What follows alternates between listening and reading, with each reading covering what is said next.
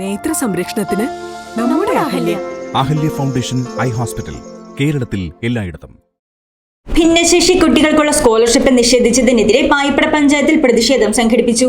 രക്ഷിതാക്കളുടെ നേതൃത്വത്തിൽ സംഘടിപ്പിച്ച പ്രതിഷേധ യോഗം പരിവാർ സംസ്ഥാന പ്രസിഡന്റ് പ്രൊഫസർ ജോസ് അഗസ്റ്റിൻ ഉദ്ഘാടനം ചെയ്തു. പായിപ്പട ഗ്രാമപഞ്ചായത്തിൽ ഭിന്നശേഷി കുട്ടികൾക്കുള്ള സ്കോളർഷിപ്പ് നിഷേധിച്ചതിനെതിരെ പ്രതിഷേധ മാർച്ച് സംഘടിപ്പിച്ചു. പേഴിക്കാപ്പള്ളിയിൽ നിന്നും പ്രകടനവുമായെത്തിയ രക്ഷിതാക്കൾ പഞ്ചായത്ത് ഓഫീസിനു മുന്നിൽ പ്രതിഷേധ യോഗം ചേർന്നു. പരിവാർ സംസ്ഥാന പ്രസിഡന്റ് പ്രൊഫസർ ജോസ് അഗസ്റ്റിൻ യോഗം ഉദ്ഘാടനം ചെയ്തു.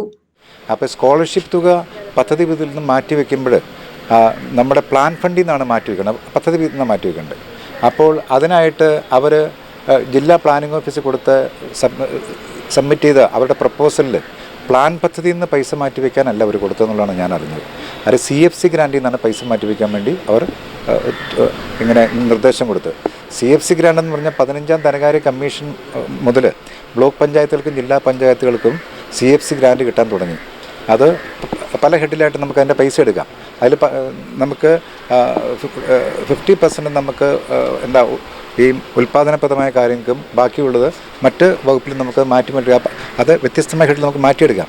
പക്ഷേ ഇത് കൃത്യമായിട്ട് പ്ലാൻ പദ്ധതിയിൽ നിന്നും ഈ തുക മാറ്റിവെക്കണം, സ്കോളർഷിപ്പ് മാറ്റിവെക്കണം പ്രത്യേകം പറഞ്ഞാൽ. നവകേരള സദസ്സിൽ മുഖ്യമന്ത്രി പ്രത്യേകം പറഞ്ഞു എല്ലാ കുട്ടികൾക്കും സ്കോളർഷിപ്പ് തുക മാർച്ച് 1 മുൻപ് കൊടുത്തിരിക്കണമെന്ന് പ്രത്യേകം പറഞ്ഞു. രണ്ടാമത് ആരൊക്കെയോ കത്തയച്ചപ്പോൾ അവർക്കുള്ള മറുപടിയിലും പ്രത്യേകിച്ച് മുഖ്യമന്ത്രി പറയുകയുണ്ടായി. ട്രിവാൻഡ്രത്ത് വെച്ച് ഇങ്ങനെയുള്ള ഭിന്നശേഷിക്കാരുടെ മീറ്റിംഗ് കൂടിയപ്പോൾ അവിടെ വെച്ചും പറഞ്ഞു എല്ലാ പഞ്ചായത്തുകളും മാർച്ച് 31 ഈ പറയുന്ന തുക സ്കോളർഷിപ്പ് തുക കൊടുക്കണം മുഖ്യമന്ത്രി അടിവരയിട്ട് പറയുകയുണ്ടായി. ഭിന്നശേഷി കുട്ടികൾക്ക് നൽകേണ്ട സ്കോളർഷിപ്പ് തുക വകമാറ്റി ചെലവാക്കിയ പഞ്ചായത്ത് അധികൃതർ ധിക്കാരപരമായ മറുപടിയാണ് നൽകുന്നതെന്ന് രക്ഷിതാക്കൾ ആരോപിച്ചു. ഇതുവരെയും സ്പെഷ്യൽ ഗ്രാമസഭ കൂടിയിട്ടില്ലെന്നും ഗ്രാമസഭയിൽ ഭിന്നശേഷി കുട്ടികൾക്കായി സംസാരിക്കാൻ പഞ്ചായത്ത് മെമ്പർ അനുവദിച്ചില്ലെന്നും മൈക്ക് തട്ടിപ്പറിച്ചെന്നും ഇവർ പറഞ്ഞു. നമ്മുടെ ഈ പായിപ്പറ ഗ്രാമപഞ്ചായത്തിൽ മാത്രമാണ് നമുക്ക് ഈ സ്കോളർഷിപ്പിനായി പദ്ധതി വിഹിതത്തിൽ ഫണ്ട് മാറ്റിവെക്കാതിരുന്നത്. അതായത് ബ്ലോക്കിൽ നിന്ന് 30%, ജില്ലാ പഞ്ചായത്തിന് 10%, ഗ്രാമപഞ്ചായത്തിന് 60% തുക വകയിരുത്തേണ്ടിയിരുന്നത്. അതിൽ നമ്മൾ ബ്ലോക്കിൽ നിന്നും ജില്ലാ പഞ്ചായത്തിൽ നിന്നും മുഴുവൻ തുകയും നമുക്ക് തന്നിട്ടുണ്ട്, ലഭിച്ചു കഴിഞ്ഞിരിക്കുന്നു. പക്ഷേ ഈ ഗ്രാമപഞ്ചായത്തിൽ നിന്ന് മാത്രം നമുക്ക് ഈ പദ്ധതി തുക മുഴുവൻ ലഭിച്ചു കഴിഞ്ഞിട്ടില്ല. അതിനെതിരെ അതായത് പഞ്ചായത്തിൽ പല പ്രാവശ്യം ഞങ്ങൾ വന്നെത്തി. എന്നാലും ഒരു മാർച്ച് 15 നമുക്ക് പൈസ അക്കൗണ്ടിലേക്ക് കയറുമെന്ന് പറഞ്ഞിരുന്നു. പക്ഷേ ഇതുവരെയും ഈ മാർച്ച് കഴിഞ്ഞിട്ടും നമുക്ക് പൈസ എല്ലാവരുടെയും അക്കൗണ്ടിലേക്ക് വന്നെത്തിയിട്ടില്ല.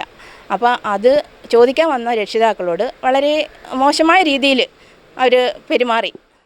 ഏപ്രിൽ മാസത്തിൽ സ്കോളർഷിപ്പ് തുക പൂർണ്ണമായും ലഭിച്ചില്ലെങ്കിൽ മുഖ്യമന്ത്രി, ഓംബുഡ്സ്മാൻ, മനുഷ്യാവകാശ കമ്മീഷൻ എന്നിവർക്ക് പരാതി നൽകുമെന്ന് രക്ഷിതാക്കൾ പറഞ്ഞു. രക്ഷാകർതൃ കൂട്ടായ്മ കൺവീനർ ജയ്മോൾ ഉണ്ണികൃഷ്ണൻ അധ്യക്ഷത വഹിച്ചു. പായിപ്പട കൃഷ്ണൻ, സമിതി അംഗങ്ങളായ ജമാൽ പേന്താനത്ത്, സാബിറ റഫീഖ്, ഹസീന മാഹിൻ എന്നിവർ പ്രസംഗിച്ചു. News desk Muvattupuzha news. അമൂല്യമായ ഔഷധ സസ്യങ്ങളും ശുദ്ധമായ വെളിച്ചെണ്ണയും ചേർത്ത് നിർമ്മിക്കുന്ന ക്ഷേമ ആയുർവേദിക് ഹെയർ ഓയിൽ മുടി വളരാൻ സഹായിക്കുന്നു, മുടി കൊഴിച്ചിൽ തടയുന്നു, താരനെ അകറ്റുന്നു. ക്ഷേമ ആയുർവേദിക് ഹെയർ ഓയിൽ.